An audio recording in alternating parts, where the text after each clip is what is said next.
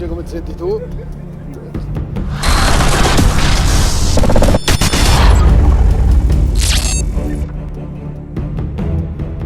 Allora, siamo a Trieste, Barcolana 50+1 e siamo con, avete già riconosciuto, Furio Benussi. Ciao a tutti. Plurivincitore della Barcolana e membro dei Fratelli Terribili del Golfo di Trieste con tuo fratello Gabriele. Sì, sono il fratello maggiore io. Allora, aspetta che mi avvicino. Allora Furio, noi ti abbiamo seguito durante tutto l'anno, abbiamo seguito i vari step di questa nuova avventura e poi abbiamo letto alcuni post, insomma, che ci hanno fatto un po' preoccupare, quindi volevamo parlare un po' di, non so da dove vuoi iniziare. È una storia squallida, ci sono dei personaggi squallidi che l'hanno, degli attori che sono veramente squallidi. Cosa vuoi che ti dica? Noi abbiamo lavorato alacremente per un anno per prepararci a questa Barcolana, alla difesa della Coppa, al tentare anche di portarcela a casa direttamente cercando di vincerla quest'anno, anche se quest'anno devo dire ci saranno veramente degli equipaggi molto forti, per cui sarà una battaglia dall'inizio alla fine, non è scontato nulla. Però purtroppo questi personaggi si sono menefregati della legge italiana, se ne sono fregati di un contratto buono,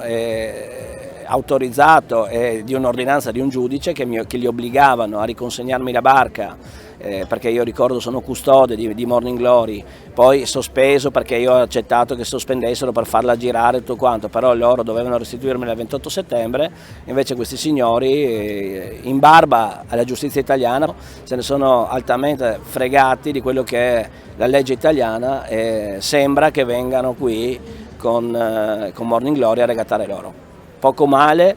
noi siamo l'anno zero di un progetto molto importante con Arca SGR, quindi abbiamo messo in piedi questa nuova sfida, questo 100 piedi, che però soffre di peccati di gioventù perché è nuovo, noi siamo fermi ormai da 3 giorni, alla Bernetti abbiamo bruciato una pompa che accoppia la presa di forza del motore all'idraulica, per cui siamo fermi. Io sono stato speso tutta la notte a parlare con l'Australia e tutta la giornata di oggi a parlare con l'America, con Cleveland. Ora si è riusciti a trovare questi pezzi, domani dovrebbero arrivare, sono stati spediti adesso da Cleveland con un corriere espresso, quindi dovrebbero arrivare domani mattina, dogana permettendo domani pomeriggio dovremo navigare. Questa è una cosa positiva perché all'inizio sembrava che dovessimo star fermi, mettere la barca qua in esposizione e non poter neanche difendere la nostra coppa. Vabbè, comunque adesso guardiamo in avanti, io sono una persona che vede sempre il bicchiere mezzo pieno, a prescindere da quello che sono poi gli strascichi che porteranno queste persone, io spero fino alla galera, perché ormai il mancato rispetto di un'ordinanza di un giudice ti porta a essere giudicato penalmente. Ovviamente poi sarà oblato in differente cosa, ma almeno rimarrà un segno su queste persone del loro comportamento. A prescindere da questo dico, abbiamo un equipaggio stellare, l'abbiamo ancora rafforzato insieme a Gabriele, Ruffo, Bressani, Alberto Bolzan, Stefano Spangro, Andrea Bussani. L'anno scorso abbiamo imbarcato anche Cesare Bozzetti, che non ha bisogno di presentazioni, Taylor di Cannonball, abbiamo imbarcato Nicolò Robello che è il pit di Cannonball, abbiamo imbarcato Pablo Torado che è il prodiere di Cannonball, abbiamo imbarcato Nicola Pilastro che è il membro dell'equipaggio di Cannonball e membro dell'equipaggio di Azzurra, con cui ha vinto il circuito pochi giorni fa a Portocervo, per cui il nostro equipaggio non teme nessuno. Come sempre noi rispettiamo tutti i 2000 passapartecipanti della Barcolana, che sono il cuore pulsante di questa manifestazione, come vedete ogni anno stupisce, e per cui siamo sereni. Ecco, domani, a parte il nervosismo personale di questa situazione che non dovrebbe succedere, perché in un golfo del genere ci si può trovare a tavolino a risolvere le situazioni in tantissimi modi, ma quello che loro hanno tentato di fare è stato schifoso, per cui lasciamo perdere questa cosa qua, la buttiamo alle spalle. Me ne frego sinceramente di queste persone, mi interessa del mio equipaggio, mi interessa dei miei supporter, ne abbiamo tanti, abbiamo tantissimi eventi, vengono a trovarci, a vederci, una marea di tifosi, pensa che abbiamo 250 ospiti il venerdì sera, abbiamo 100 ospiti su questa terrazza la domenica che vedranno la regata, più altri 30 con 4 barche che seguiranno la nostra barca, per cui diciamo che il tifo non ci manca e non li deluderemo sicuramente. Bene, allora ti sento comunque carico. Eravamo preoccupati se questa storia poteva avere un'influenza psicologica. A me, cioè, c'è già la pressione della gara. No, guarda, io sono estremamente carico, tutto il mio equipaggio è carico, noi abbiamo avuto dei briefing sulla gestione della barca, sulla conduzione della barca, è un equipaggio affiatatissimo, un equipaggio di amici, queste situazioni qua non mi buttano assolutamente giù, ma anzi mi danno una carica in più, per cui non ho nessun timore, nessun problema a presentarmi domenica mattina sulla linea di partenza, più agguerrito che mai, insieme, devo dire che sono supportato benissimo, per cui sono tranquillamente sereno di chi ho alle spalle, di chi è vicino a me, di chi mi dà una mano alla gestione della barca, perché ripeto, questi ragazzi sono dei campioni unici a livello mondiale, non stiamo parlando dei ragazzi che fanno vela per passione, sono dei super professionisti. Questo equipaggio nei prossimi anni si cimenterà con questo progetto ARC SGR, si cimenterà nelle regate più importanti del Mediterraneo il prossimo anno, che sono la 151 miglia, la Giraglia e la Rolex Middle Sea Race e la Palermo Monte Carlo, ma questo ancora dipende un attimo da alcuni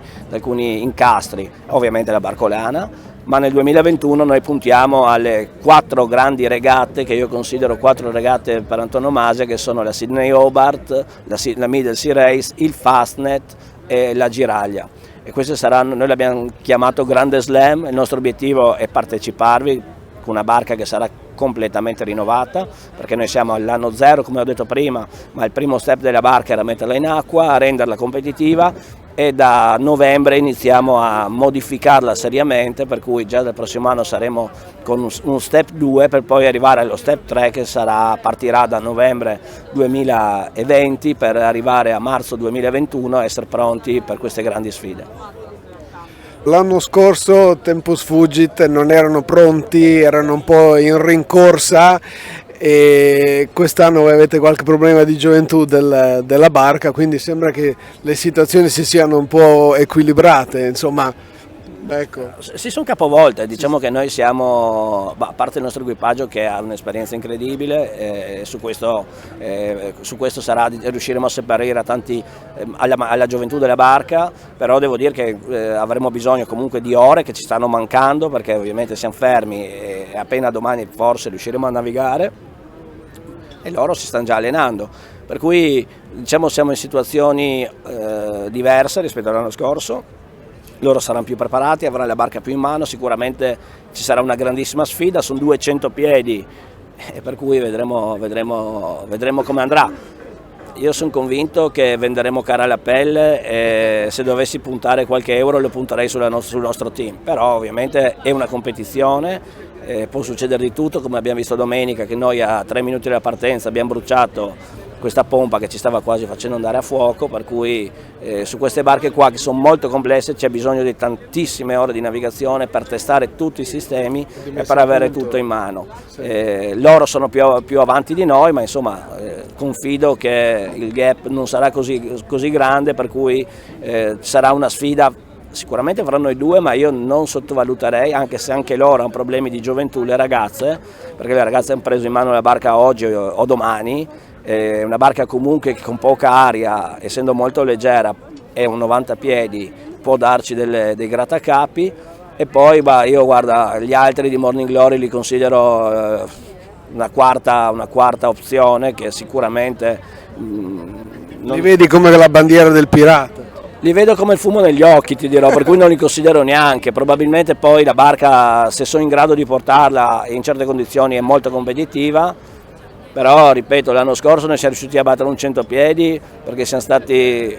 strepitosi nelle scelte della tattica, strepitosi nelle scelte delle vele, e anche, devo dire, nella conduzione l'equipaggio ha condotto la barca al massimo. Loro non sono stati così diciamo pronti, e per cui quest'anno se loro dovessero essere più preparati dell'anno scorso, come immagino di sì, la barca diventa molto più competitiva. Un 100 piedi sul dritto è più veloce di un 86, questo è fuori discussione.